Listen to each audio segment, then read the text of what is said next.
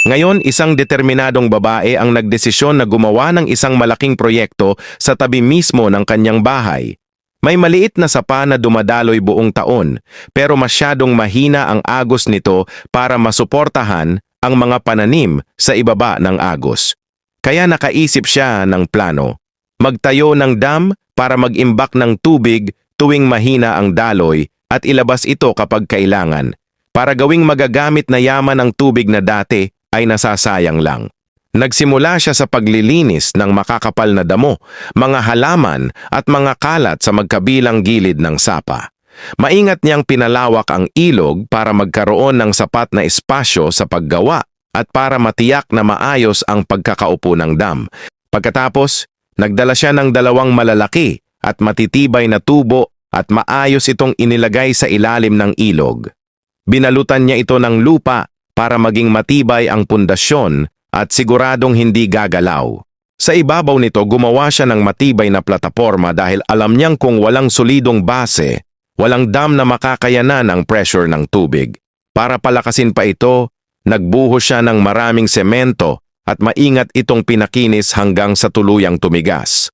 Matapos matuyo ang semento, gumamit siya ng malalakas at dekalidad na hollow blocks o bricks dahil alam niyang tanging matitibay na materyales lamang ang kakayanin ang tuloy-tuloy na daloy ng tubig. Dahan-dahan niyang itinayo ang pader ng dam, maingat na inaayos ang pagkakapantay at direksyon ng bawat hilera gamit ang semento bilang pandikit. Bagamat mukhang simple, ang paggawa ng tuwid at pantay na pader ay nangangailangan ng tiyaga at kasanayan. Buti na lang at sanay na siya sa gawaing outdoor kaya mabilis niyang natapos ang kalahati ng taas ng pader. Naglaan din siya ng isang maayos na water outlet sa gitna upang makontrol ang pagdaloy ng tubig. Pagkatapos nito, gumawa siya ng spillway gamit ang pahilis na mga brick bilang gabay ng tubig. Pinuno ito ng siksik na lupa para hindi gumalaw at binalutan ng semento para tumibay. Nagdisenyo rin siya ng kurbadong bahagi bilang safety overflow. Para kung sakaling malakas ang agos, may ligtas na daanan ng tubig at hindi mabibiyak ang dam. Nang matapos ang buong istruktura, pinahiran niya ito ng semento upang maging mas matibay at mas tumagal. Naglagay din siya ng water gates na konektado sa electric motor para sa mas eksaktong kontrol sa daloy ng tubig. Pagkalipas ng isang gabi ng pag-ipon ng tubig, dumating ang sandali ng pagsubok.